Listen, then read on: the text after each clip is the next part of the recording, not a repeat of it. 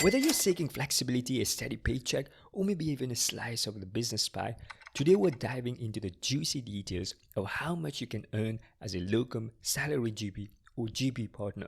Spoiler alert, there's more to it than just a number, so stick around. Most doctors in the UK work within the NHS, our publicly funded healthcare system. Every year, the DDRB, that's an independent review body for doctors and dentists remuneration, reviews how much doctors should be paid. Let's take a look at the pay range by nation for 2024 to 2025. So England, the minimum pay set by the DDRB is £73,114, maximum being £110,330. In Wales, it is set at £71,061 and the maximum is £107,229. Scotland, it ranges from £74,193 to £110,737.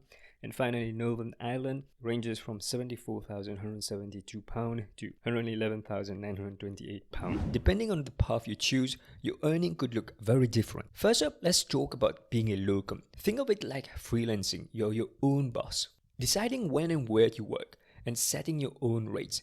If the idea of having complete control over your schedule appeals to you, this might be your thing. As a locum GP, you can choose to be paid hourly, sessional, or daily. So for example, an hourly rate of £80 or £90. A session is usually defined as little over 4 hours work.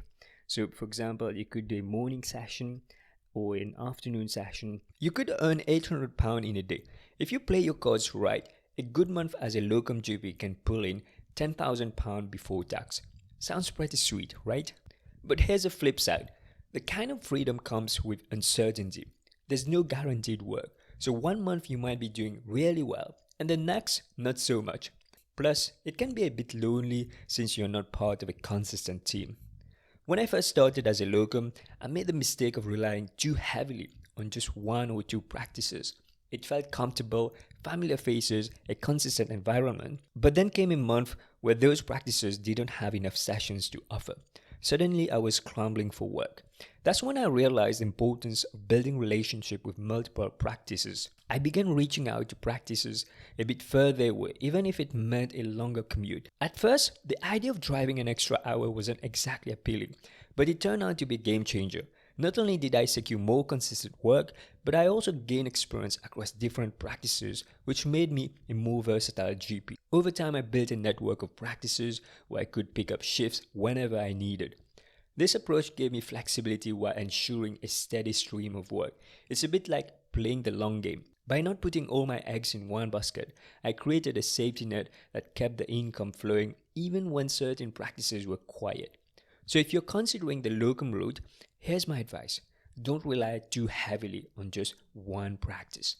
Build a relationship with multiple managers, be willing to travel a bit further, and you'll find that this flexibility doesn't have to come with as much risk as it might initially seem. Plus, it's pretty rewarding to see different practices and work with a variety of teams. Now, if you prefer a steady paycheck and knowing exactly what's coming in each month, being a salaried GP might be your style.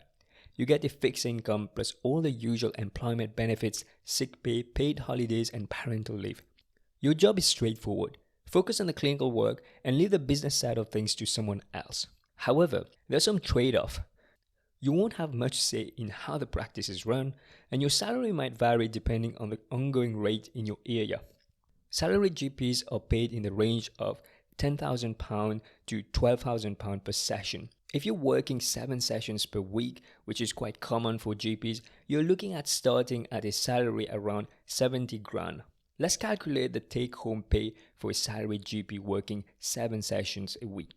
When you deduce the income tax, which comes around 15,432, and national insurance contribution, which comes around 3,410, this leaves you with £51,158. So the monthly take home of a salaried GP is approximately 4,263. Finally, let's talk about GP partnership, the role with the highest potential earning, but also the most responsibility. This isn't just about being a doctor, you're essentially a business owner too. The median income for GP partners in England is around £141,600 per year, which sounds pretty sweet. After tax and national insurance, a GP partner takes home approximately £7,200 per month. But here's a catch. GP partnership isn't for everyone.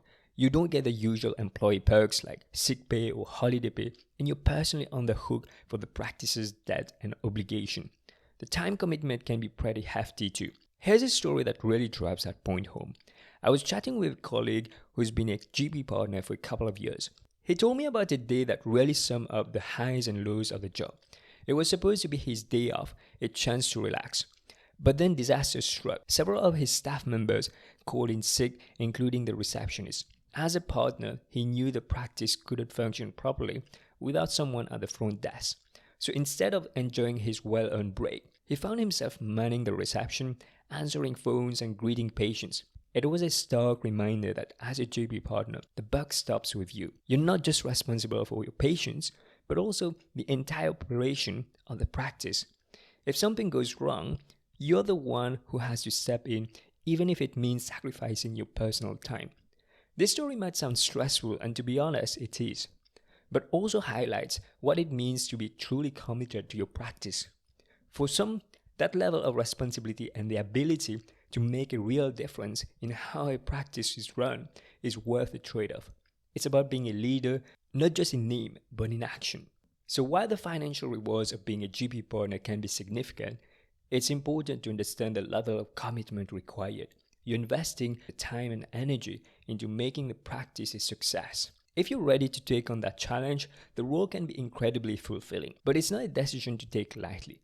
Being a GP partner means you're all in 24/7. So who gets paid more? Based on the gross earning, GP partners earn more than salaried and locum GPs. However, let's take a look at the hourly rate. So what is the hourly rate of locum, salaried and GP partners? So the pre-tax income of a salaried GP is approximately £48 per hour. A locum GP earns anywhere between £75 to £120 per hour. The hourly rate of a GP partner is approximately £65 to £75 per hour. So it's not just about the numbers. If you value flexibility and can handle some unpredictability, being a locum might be your best bet. If you have just stability and a clear-cut role, then being a salaried GP is a way to go. If you're ready to dive into the deep end with all the risks and rewards, becoming a GP partner could lead to the biggest payday. Ultimately, it's about what suits your lifestyle and career goals best. If you found this breakdown helpful, hit that like button to let me know and subscribe for more content like this. What GP role are you leaning towards and why? I'd love to hear from you. Drop a comment down below. If you're considering a portfolio career, then you'd love the interview with Dr. Hannah Phil, a First 5 GP and TPD. Click the video to watch it. I'll see you on the other side.